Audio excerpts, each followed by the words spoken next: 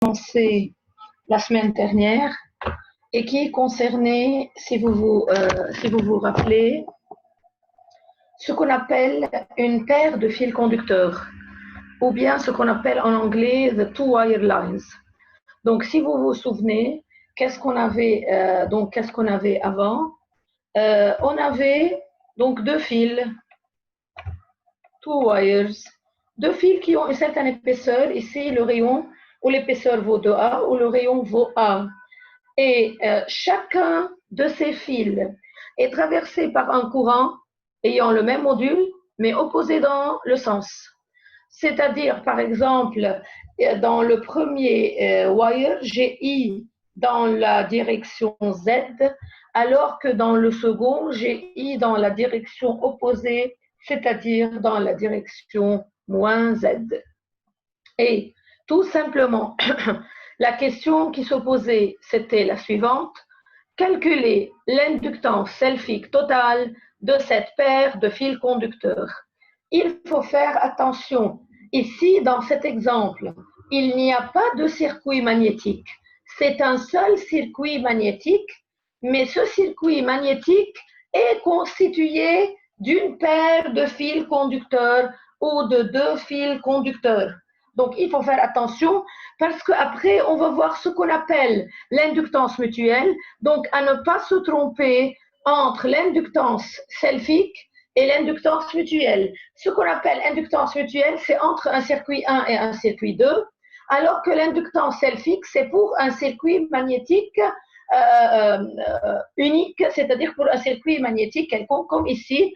Donc ici, tout ça, ça s'appelle un circuit magnétique. Donc c'est le même circuit magnétique constitué d'une paire de fils conducteurs ou de deux wire lines, comme on dit en anglais. Mais pour calculer cette inductance, si vous vous rappelez, ici, il y a deux types d'inductance dans cette inductance selfique. Il y a ce qu'on appelle l'inductance selfique interne et l'inductance selfique externe. Quand on dit interne, c'est-à-dire interne aux fils conducteurs eux-mêmes. Donc, lorsque je dis interne, ici, donc si je calcule l'inductance, ça c'est l'inductance selfique interne. Ici, à l'intérieur de ce second fil conducteur aussi, c'est l'inductance selfique interne. Entre les deux, donc c'est pas interne, c'est pas à l'intérieur. Donc comment on l'appelle ici si on calcule l'inductance selfique? Ça s'appelle l'inductance selfique externe. Et bien sûr, pour le calcul de l'inductance selfique totale, il faut additionner, il faut cumuler l'inductance selfique interne avec l'inductance selfique externe. Mais il faut se souvenir aussi qu'on a déjà fait avant le calcul de l'inductance selfique interne dans le cas d'un fil conducteur ayant une certaine épaisseur. Et on avait utilisé, si vous vous rappelez, quelle approche? On avait déjà dit avant qu'il y avait deux approches pour le calcul des inductances, soit l'approche flux, soit l'approche énergie. Est-ce que vous vous souvenez qu'est-ce qu'on avait utilisé pour le calcul de l'inductance d'un fil conducteur ayant un certain rayon? Est-ce que vous avez une réponse? Est-ce que vous vous souvenez? Quelle approche avait-on utilisée? Approche énergie. Oui, l'approche énergie. Énergie. L'approche énergie, bravo alaykoum. Donc, on avait utilisé l'approche énergie. Donc, ici, donc, pour le calcul de l'inductance interne ici, ou pour le calcul de l'inductance interne ici, on est obligé d'adopter l'approche énergie parce que l'approche flux classique, l'approche flux simple ne marche pas. Si on désire appliquer l'approche flux, il y a une notion plus avancée qui s'appelle l'approche flux différentielle, ce qui sort du contexte de ce cours parce qu'on pourrait utiliser une approche alternative. Et on avait déjà obtenu que l'inductance, elle est égale à mu sur 8pi. Donc, on a mu sur 8pi deux fois. Donc, l'inductance interne totale, elle est égale à 2 fois mu sur 8pi. Donc, ça va donner mu sur 4pi. Mais on est obligé en plus de cette inductance interne de calculer ce qu'on appelle l'inductance externe, c'est-à-dire tout simplement entre le fil conducteur 1 et le fil conducteur 2. Mais dans ce cas, on avait dit que ici, il y a un cas particulier pour le calcul des inductances. C'était quoi le cas particulier? On pourrait pas utiliser l'approche énergie parce qu'il n'y a pas un certain volume fini sur lequel on pourrait intégrer. Donc, dans le cas du calcul de l'inductance externe, on est obligé d'adopter l'approche flux. Donc, ce cas ou cet exemple, vraiment, ça tombe dans les deux cas particuliers de calcul des inductances. Par contre, je vais répéter la remarque que j'ai déjà dite avant. Dans la plupart des exercices, dans la plupart des exemples, les approches flux et énergie sont quasiment identiques, donnent la même réponse, peuvent être utilisées librement sans aucune contrainte, sauf dans ces cas particuliers que je viens de mentionner. Donc, maintenant, qu'est-ce que je vais faire? Maintenant, je vais faire le calcul de l'inductance externe, c'est-à-dire de l'inductance entre les deux fils conducteurs. On avait déjà commencé par ce calcul, mais j'ai voulu aujourd'hui répéter dès le début de l'exemple pour bien fixer les idées. Donc, faites attention avec moi. Ici, qu'est-ce qu'on a? Donc, l'inductance totale, elle est égale à l'inductance interne. Faites attention ici, plus l'inductance externe. L'inductance interne, on l'a déjà calculée à partir de l'approche énergie, multipliée par 2 parce qu'il y a deux fils conducteurs. Donc, on va obtenir mu sur 4pi fois 2, mu sur 4pi. Donc, n'oubliez pas, l'unité ici est en ri par mètre. Pourquoi? Parce qu'on a divisé par D ou par H ou par L. Donc, c'est l'inductance interne par unité de longueur du fil conducteur. Donc, qu'est-ce qu'il nous reste de calculer? Qu'est-ce qu'il nous reste de faire dans ce cas? On va calculer l'inductance externe. Mais si on regarde bien pour l'inductance externe, il y a deux influences, il y a deux contributions. Il y a le courant I1 dans le fil conducteur 1 et il y a le courant I2 dans le fil conducteur 2. Donc, si on désire calculer le flux, dans B, il faut mettre B total, c'est-à-dire la somme des contributions B1 plus B2. Et c'est ce qu'on a fait ici. Donc, B, la densité du flux magnétique, elle est égale à B1 plus B2. Donc, la fois dernière, on a déjà vu, si on applique la première règle de la main droite, qu'on a les deux champs magnétiques ou les deux densités de flux magnétique sont toutes les deux orientées dans la même direction. Et c'était quelle direction? C'était la direction AY. Donc, n'oubliez pas, bien sûr, il y a une multiplication par mu. Pourquoi? Parce qu'on est en train de calculer B, la densité de flux magnétique, et non pas H, l'intensité du champ magnétique. Divisé par 2pi, dans le premier, on a mis X, et dans le second, on a mis D moins X. Pourquoi? Donc, je vais vous remontrer donc, la figure précédente. Donc, si on va prendre ici un point d'observation P, donc quelle est la distance du centre de l'axe? Donc ici, ça c'est quoi? Ici, c'est ρ qui est la distance radiale, bien sûr, ici qui est représentée par X. Mais pour le second fil conducteur, c'est la distance donc du centre jusqu'à ce point d'observation. Donc c'est cette distance. Donc c'est quoi cette distance? C'est la distance D moins ρ. Bien sûr, ici ρ qui est représenté par quel axe ici dans ce cas particulier, dans cet exemple qui est représenté par X. Donc, on retourne au calcul des deux densités de flux magnétique. Donc, qu'est-ce qu'on va voir dans ce cas? Donc, faites attention, ici, il y a X. Ici, il y a D moins X. Donc, il faut faire attention. Je n'ai pas la même valeur de l'intensité du champ magnétique. Je n'ai pas la même valeur, je n'ai pas le même module pour la densité de flux magnétique. Par contre, ici, les deux champs, les deux densités de flux magnétique sont dans le même sens par rapport à un point d'observation qui est entre les deux fils conducteurs. Et suite au calcul de B, on va calculer le flux total, parce que n'oubliez pas, dans l'approche flux, on calcule L d'après lambda qui s'appelle le flux linkage ou le flux de lien divisé par I. Et dans lambda, qu'est-ce qu'il y a? Il y a N fois phi total divisé par I. Et bien sûr, ici, il n'y a pas de spire, il n'y a pas de tour, donc il n'y a pas cette notion de N. Donc ici, dans notre exemple, le flux linkage lambda, il est égal tout simplement au flux total phi. comme on a mentionné ici. Donc, faites attention. Donc, je vais éliminer B pour mettre la somme des deux contributions. La première contribution par rapport au premier fil conducteur et la deuxième contribution par rapport au second fil conducteur. Et qu'est-ce qu'on va faire? Ce qu'on va faire, on va intégrer donc dx, dz. Bien sûr, dz, c'est quoi? Dz, c'est la longueur considérée ou la hauteur considérée. Dans la plupart des cas, qu'est-ce qu'on va faire? On va toujours calculer par unité de longueur, per unit length. Donc, qu'est-ce qu'on va supposer tout simplement? On va supposer que z vaut 1.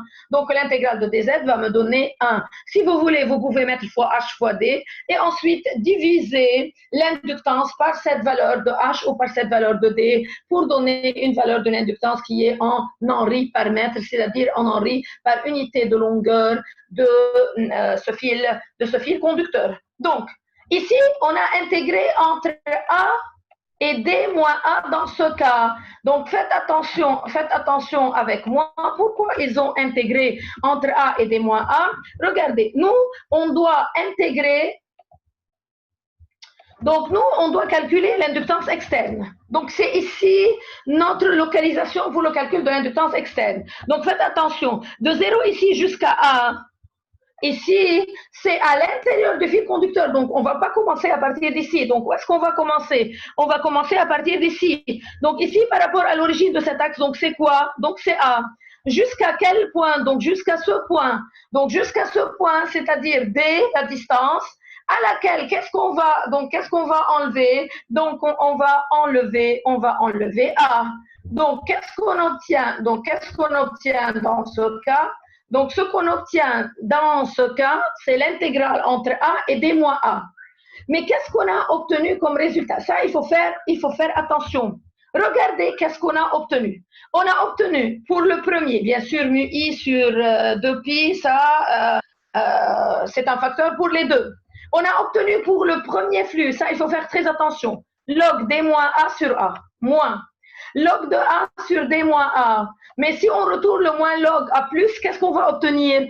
Plus log D moins A sur A. Donc, qu'est-ce que cela veut dire? Cela veut dire le flux magnétique total entre les deux fils conducteurs est le double du flux magnétique obtenu à partir d'un seul fil conducteur. Donc, ce que je vais mettre ici, c'est flux, ce que j'ai appelé phi, ou ici, si je vais mettre total, pour ne pas se tromper, pour ne pas avoir une confusion, égal à 2 fois phi 1, c'est-à-dire quoi phi 1? Par exemple, le flux qui est créé par le fil conducteur 1 ou par le fil conducteur 2. Donc, je vais ici, à ce stade, donner une remarque très importante dans cet exemple.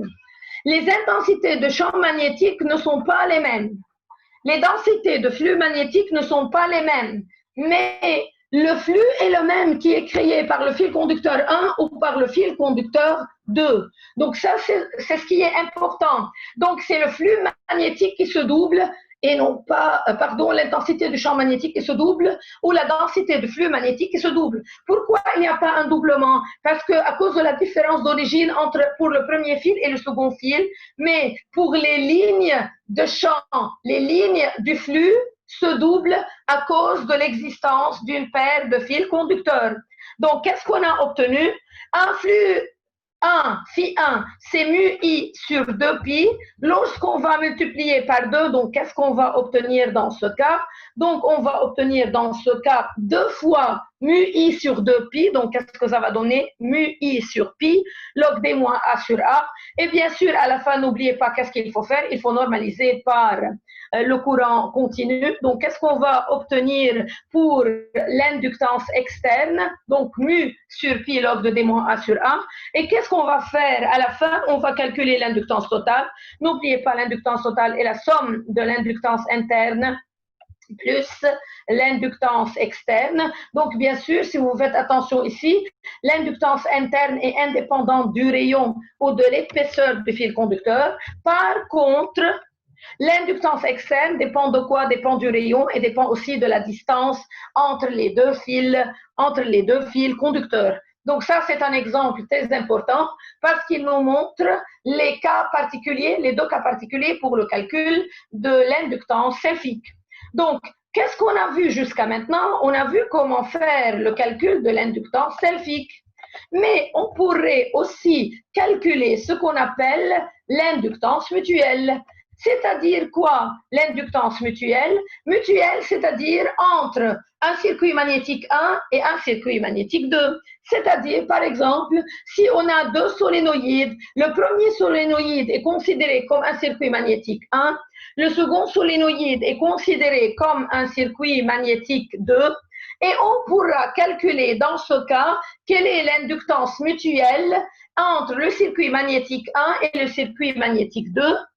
C'est-à-dire, on va supposer dans ce cas qu'il y a un circuit qu'on appelle le driver, c'est-à-dire c'est lui qui va créer le flux magnétique, et le second, on va l'appeler le receiver ou le récepteur.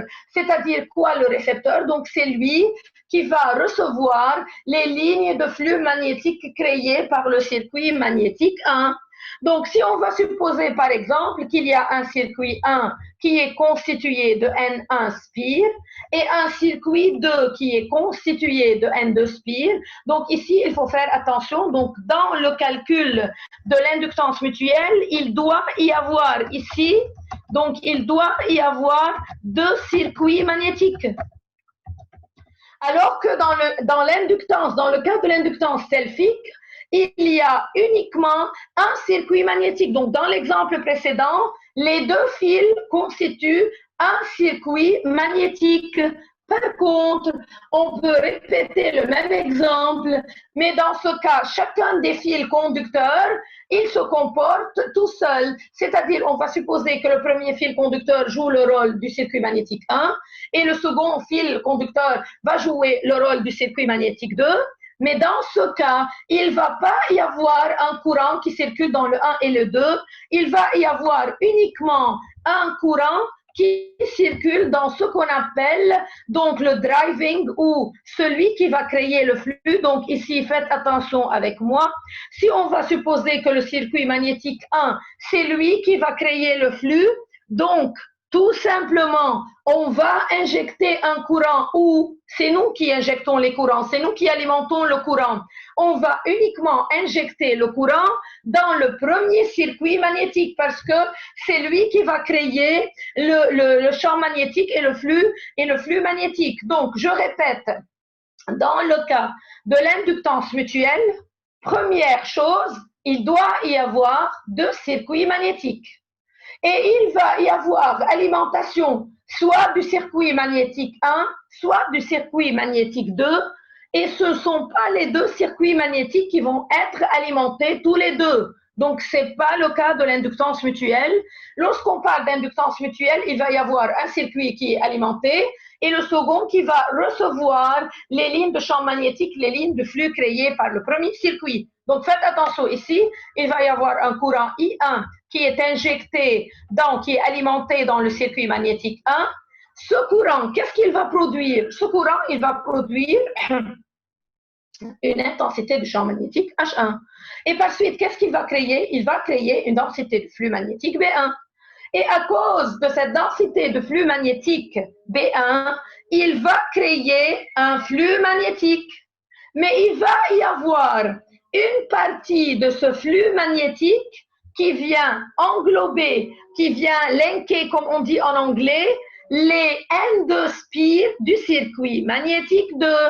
On dit que ce flux magnétique est mutuel. C'est-à-dire quoi mutuel en français ou mutual en anglais? C'est-à-dire commun aux deux circuits. Donc, on l'appelle Phi1,2. Donc, ce n'est pas le flux total créé par le circuit magnétique 1, c'est la partie du flux créé par le champ magnétique H1 par la densité de flux magnétique V1, mais qui vient englober, donc quelle surface, faites attention avec moi, qui vient englober la surface qui est reliée au circuit magnétique 2. Donc, je vais vous montrer la figure du slide prochain. Faites attention avec moi, faites attention. Donc, ici, qu'est-ce qu'il va y avoir? Ici, il y a deux circuits magnétiques. Donc, ça, c'est le circuit magnétique 1 et ça, c'est le circuit magnétique 2. Donc, ici, on a une paire de coils ou une paire d'inductance. Donc, ici, j'ai alimenté mon circuit magnétique 1 par un courant continu I1. Donc, à cause de ce courant continu I1, il va y avoir une création d'une intensité du champ magnétique H1 et par suite d'un flux ou des lignes de champ magnétique. Faites attention. Ici, il y a beaucoup de lignes ou bien beaucoup de lignes magnétiques, de champs magnétiques. Faites attention. Mais ce ne sont pas toutes les lignes qui viennent englober, qui vont aboutir au circuit 2. Par exemple, regardez avec moi, il y a cette ligne de champ magnétique qui ne va pas aboutir au circuit magnétique 2. Ici, cette ligne de champ va aboutir, donc va englober, va linker les N2 spires du circuit magnétique 2. Pareil pour cette ligne de champ, pareil aussi pour cette ligne de champ, mais par contre, celle-ci aussi, elle ne va pas englober, donc elle ne va pas être dans le calcul donc, du flux phi1,2.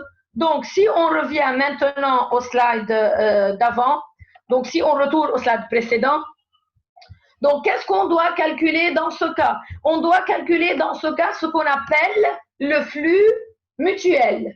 On va calculer ce qu'on appelle le flux commun entre les deux circuits. Donc, lorsqu'on met 1, 2, c'est-à-dire le flux créé par le champ magnétique H1 ou par la densité de flux magnétique B1 et qui vient englober quelle surface? La surface dans le circuit 2. Donc, faites attention, ici, il y a B1, mais ici, qu'est-ce qu'il y a? Il y a DS2. Pourquoi il n'y a pas DS1? Parce que si on met DS1, ça va être quoi? Ça va être l'inductance selfique qui est reliée au circuit magnétique 1. Et ce n'est pas dans ce cas l'inductance mutuelle. Et pareil, qu'est-ce qu'on va faire? Pareil, dans ce cas, on va calculer ce qu'on appelle le flux linkage, mais cette fois-ci, lambda qui s'appelle lambda 1, 2. Lambda, normalement, c'est n fois le flux. Mais quel n? Pourquoi on a mis ici n2? Parce que n'oubliez pas, le flux, il est créé par le circuit magnétique 1, mais qui vient englober quel spire? Qui vient englober les N2 spires du circuit magnétique 2.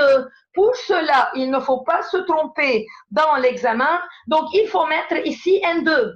Mais faites attention, à l'intérieur de phi 1,2, qu'est-ce qu'il y a? À l'intérieur de phi 1,2, il y a B1. Donc, dans B1, qu'est-ce qu'il va y avoir? Dans B1, il va y avoir N1. Pourquoi? Parce que c'est relié au boucle ou au nombre de spires N1. Et une fois on a calculé lambda 1, 2, qu'est-ce qu'il faut faire dans ce cas? Il faut normaliser par le courant. Mais cette fois-ci, quel est le courant avec lequel on va normaliser? On va normaliser ici avec le courant I1. Donc, on va voir dans ce slide, donc qu'est-ce qu'on va avoir? Faites attention avec moi. Donc ça, c'est le calcul de l'inductance mutuelle M12. Donc lambda 1,2 divisé par, faites attention, par le courant avec lequel on a alimenté le circuit 1. Donc c'est N2 sur I1, intégrale de B1 ce cas par N2 et on remplace N2 aussi par son expression. Donc ça, c'est l'inductance mutuelle M12. Si on désire calculer l'inductance mutuelle M21, ça va donner la même réponse. Ici, on ne va pas démontrer que M12 égale à M21. Mais pourquoi cette inductance est la même? Parce que c'est l'inductance ou le lien qui est commun aux deux circuits. C'est pour cela qu'on va obtenir la même réponse. Mais si on désire calculer M21, qu'est-ce qu'on va faire pour le calcul de M21? Donc, faites attention avec moi. Donc, ça, c'est M21 égale à, donc, lambda 2, 1, divisé par quel courant dans ce cas? Divisé par le courant I2. Et dans ce cas, dans lambda 2,1 ou dans ce qu'on appelle l'interflux linkage ou dans le flux linkage, qu'est-ce qu'il va y avoir? Donc, il va y avoir N1 fois le flux qui est créé par 2 et qui s'exerce dans 1. Donc, dans ce cas, on va alimenter le circuit 2 avec un courant continu I2. À partir de I2, on va calculer H2, on va calculer B2. Et à partir de B2, on va calculer phi de 1, qui est le flux mutuel commun à ces deux circuits magnétiques, qui est créé dans ce cas par le circuit magnétique 2 et qui vient s'exercer, qui vient englober les N1 spires du circuit magnétique 1. Et bien sûr, après avoir calculé l'interflux linkage lambda de 1, il suffit, parce que n'oubliez pas, les inductances sont des flux normalisés par un courant continu, donc on va les normaliser par le courant continu I2. Donc, qu'est-ce que je viens de dire? Je viens de dire, comme c'est l'inductance mutuelle, on va obtenir ici, dans ce cas, sans démonstration, on pourra le démontrer, mais je ne vais pas le faire par manque de temps, on pourra démontrer que M12 égale à M21. Quelle est la conséquence positive pour nous en tant qu'étudiants? يعني أنا كتلميذ يوم الإكزامان شو بربح من فكرة M12 égale à M21. نحن قلنا dans le cas de l'inductance mutuelle, il doit y avoir deux circuits. Et comme M12 égale à M21, on peut soit alimenter le circuit 1, soit alimenter le circuit 2. C'est-à-dire, on peut calculer soit H1 et continuer, soit H2 et continuer. بس انتم بتعرفوا ما حيكون السيركوي اكزاكتومون سيمتريك. شو قصدي يعني ما حيكون السيركوي اكزاكتومون سيمتريك؟ يعني ما ضروري باغلبيه الاحيان يكون السيركوي 1 هو ذاته مثل الناتور دو سيركوي 2. يعني يمكن يكون اسهل علي انه اعمل الكالكول للH1 عن انه اعمل الكالكول للH2. ساعتها dans ce cas, qu'est-ce que je vais faire? Je vais faire le calcul de M12 اسهل لي من اني اشتغل على الكالكول de M21. Donc, la remarque que je vais vous donner ici, lorsqu'on demande dans l'examen de faire le calcul de l'inductance mutuelle, je regarde quel est le circuit magnétique le plus facile qui, s'il est alimenté par un courant continu, doit me donner plus facilement une expression de H, de B et par suite de flux. يلي بيلاقي أسهل شو بعمل؟ بشتغل عليه. يعني j'alimente soit le circuit 1 soit le circuit 2. بيقول لي تلميذ مدام بس انا عم بطلع بالاكزرسيس مثلا اللي انت عطيتيه او قريته بشي محل لقيت انه les deux circuits magnétiques sont tous les deux alimentés. يصفروا يكونوا alimentés هن tous les deux. بس انا بالنسبه لي pour le calcul de l'inductance mutuelle, il faut que l'un des deux circuits soit alimenté. يا الاول يا الثاني. اذا الاول alimenté بعتبر انه الثاني sans alimentation. Si le second est alimenté, je vais supposer que le premier est sans alimentation. Et on va faire maintenant un exemple d'application de l'inductance mutuelle. Faites attention avec moi. Ici, c'est quoi cet exemple? Cet exemple est tout simplement le cas d'un solénoïde. Dans le cas d'un solénoïde, qu'est-ce que j'ai dit?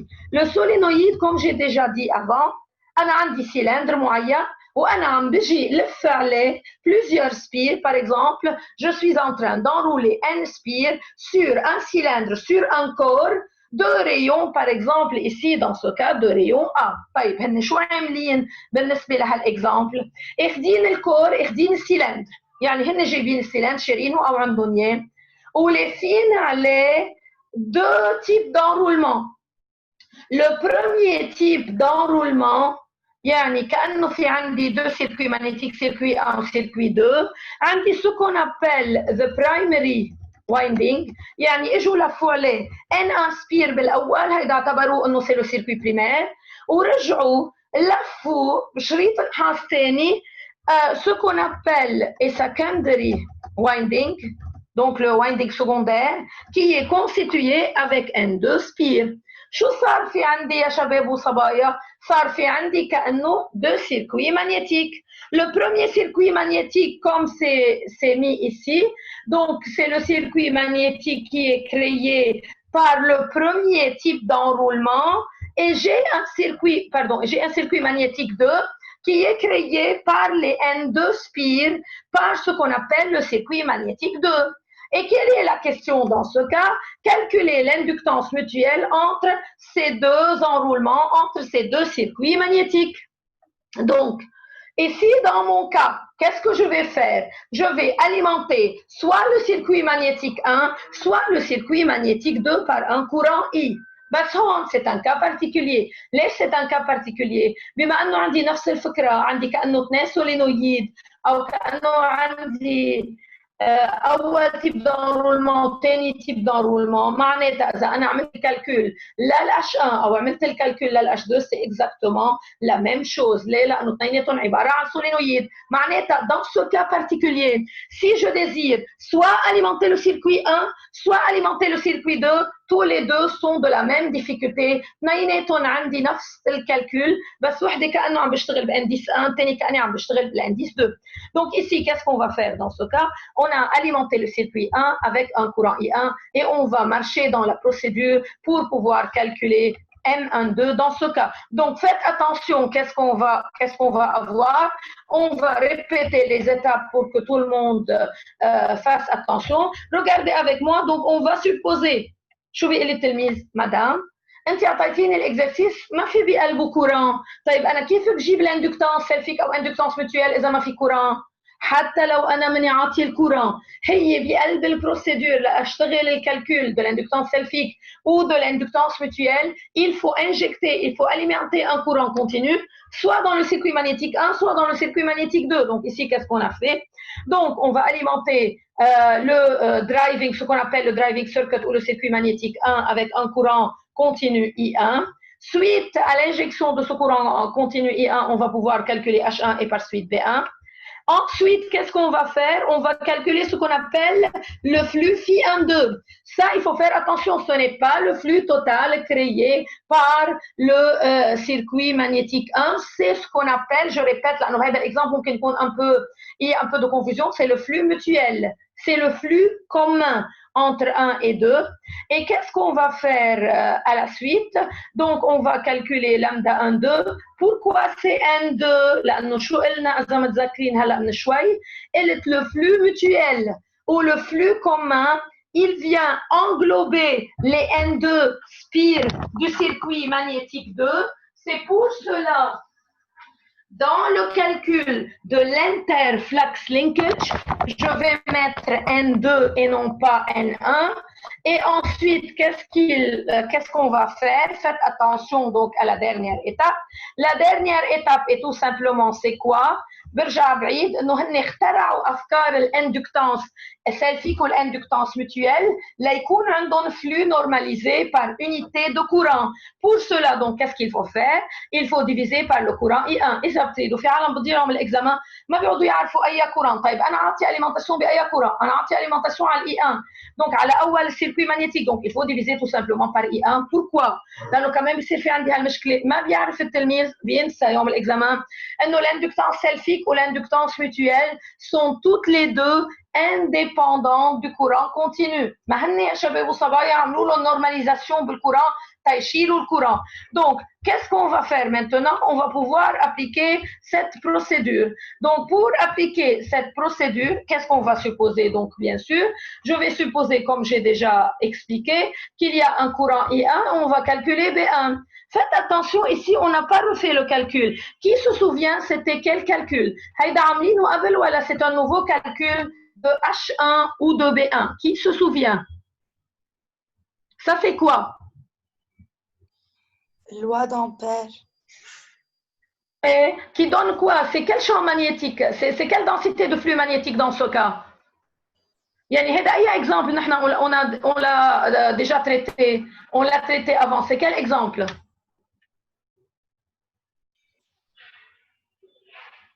هذا الإكزامبل تبع السولينويد. برافو عليكي، سي ليكزامبل تو سامبلومون دو سولينويد. يعني ما حدا انه ينغش والله انه لفوا اول انرومون ولفوا انا عم بشتغل على الاول. دونك اون فا supposer qu'il y a H donc sur une hauteur de H.